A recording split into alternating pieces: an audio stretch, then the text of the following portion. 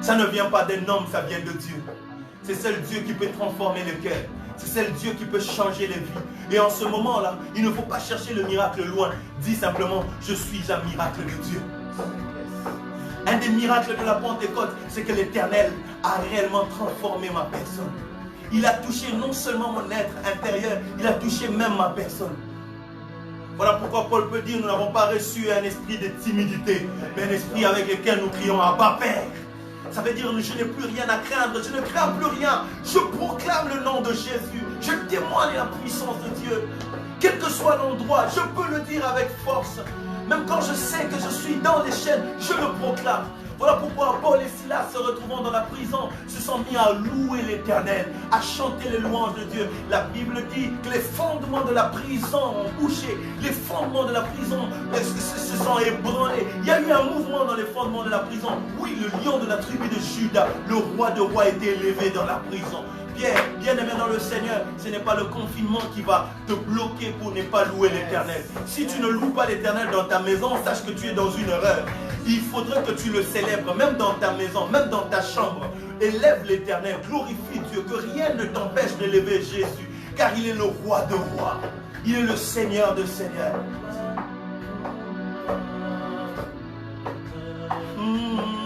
Élève ta voix et glorifie le Seigneur. Namora milaka yo Nasima milaka yo Papa Nasima shora milaka yo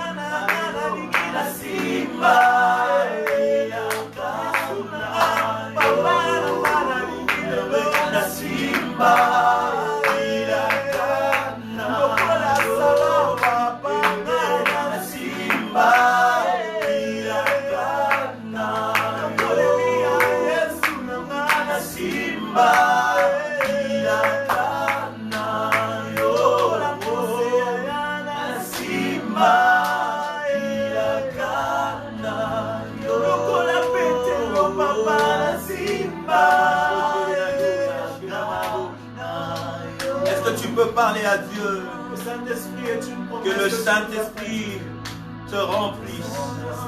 Est-ce que tu sais que le Saint-Esprit est une promesse de Dieu? Pierre était capable, il leur disait cela. Cette promesse est aussi la vôtre. Cette promesse est aussi la vôtre. Le Saint-Esprit est capable de t'affecter là où tu te trouves. Ça ne demande pas que l'on te touche. Le problème, c'est juste un cœur disposé. Tu peux être devant une télé, tu peux être parfois assis au milieu des hommes.